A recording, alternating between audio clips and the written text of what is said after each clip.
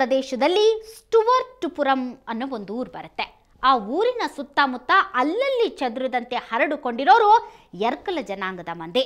ಅದ್ಯಾಕೋ ಏನೋ ಮೊದಲಿನಿಂದಲೂ ಆ ಜನಾಂಗಕ್ಕೆ ಒಂದು ಕುಖ್ಯಾತಿ ಅಂಟಿಕೊಂಡೇ ಬಂದಿದೆ. ಅದಕ್ಕೆ ಸರಿಯಾಗಿ ಅವರ ನಡುವೆ ಪ್ರಚಂಡ ಕಳ್ಳರು ಹುಟ್ಟಾನೇ ಬಂದಿದ್ದಾರೆ.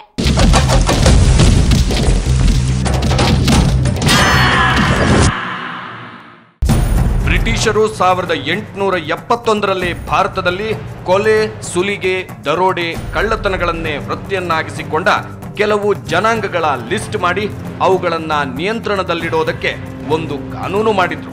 ಕರ್ನಾಟಕದ 2 ಜನಾಂಗಗಳು ಕೂಡ ಅದರಲ್ಲಿದ್ದವು. ಹಾಗೆ ಇರುವ ಇನ್ನೊಂದು ಜನಾಂಗ ಆಂಧ್ರದ ಯರುಕುಲ ಜನಾಂಗ. ಮೊದಲು ಇವರು ಕಾಳು ಕಡಿ, ಅಪರೂಪಕ್ಕೆ ಕೋಳಿ ಕದಿತಿದ್ರು. ನಂತರ ಕೆಲವರು ಇನ್ನೂ ಮುಂದುವರೆದು ನಕಲಿ ಚಿನ್ನದ ನಾಣ್ಯ ದಂಧೆ ಶುರುವಿಟ್ಟುಕೊಂಡ್ರು, ದರೋಡೆಗೂ ಇಳಿದ್ರು. ಅಂಥವರ ಪೈಕಿ ಒಬ್ಬ ಈ ರಮೇಶ. ಮೊನ್ನೆ ಬಡಿಸ್ಕೊಂಡು ಸತ್ತ 10 ಜನರ ಪೈಕಿ ಇವನು ಇದ್ದ. ಇವನ ಸ್ವಂತ ಭಾವ ಮೈದುನಾನೂ ಇದ್ದ.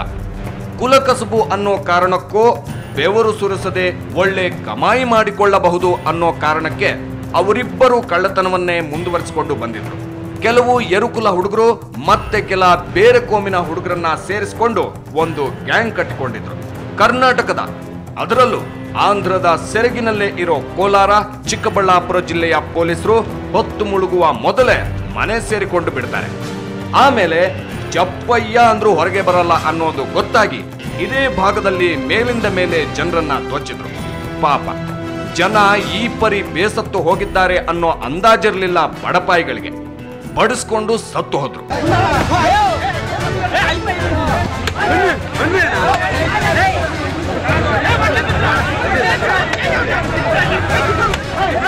కట్టేసి అట్లా చంపినారు. రాడ్లతో, పైపులతో, కట్లతో కొట్టి చంపినారే.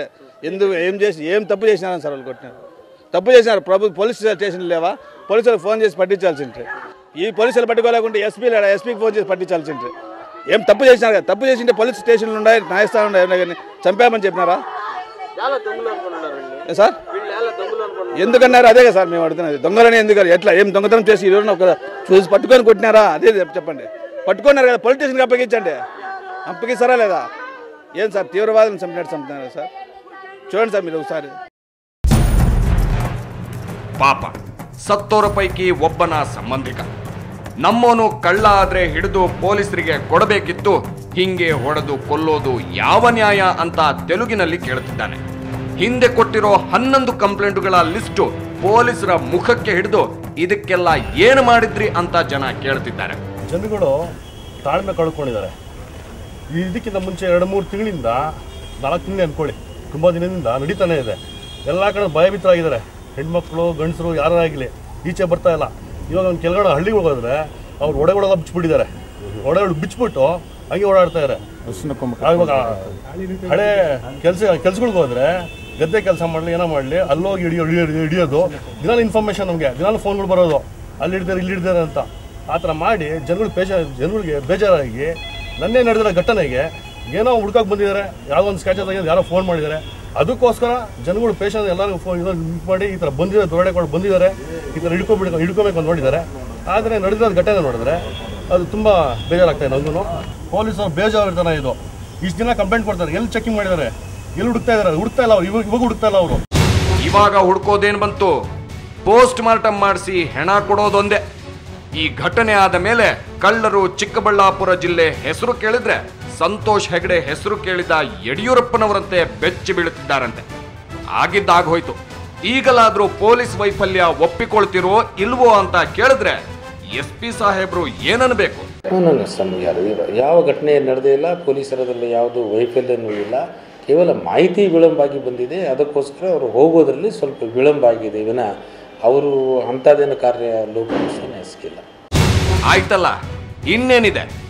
ಈಗ ಊರೂರಿಗೆ ದಂಡು ನುಗ್ಗಿಸಿ ಕೈಗೆ ಸಿಕ್ಕ ಗಂಡಸರನ್ನೆಲ್ಲ ಎಳ್ಕೊಂಬಂದು ಕೊಲೆ ಕೇಸ್ ಹಾಕಿ ಅಳಿದುಳಿದ ಮುದುಕರು, ತದುಕರು, ಹೆಂಗಸರು, ಮಕ್ಕಳು, ಮರಿನೆಲ್ಲ ಕೂಡಿಸ್ಕೊಂಡು ಜೀವನದಲ್ಲಿ ತಾಳ್ಮೆ ಇಂಪಾರ್ಟೆಂಟು, ಸಿಟ್ಟಿನ ಕೈಗೆ ಬುದ್ಧಿ ಕೊಡಬೇಡಿ ಅಂತ ಪ್ರವಚನ ಮಾಡಿ ಊರು ಉದ್ಧಾರ ಆಗುತ್ತೆ.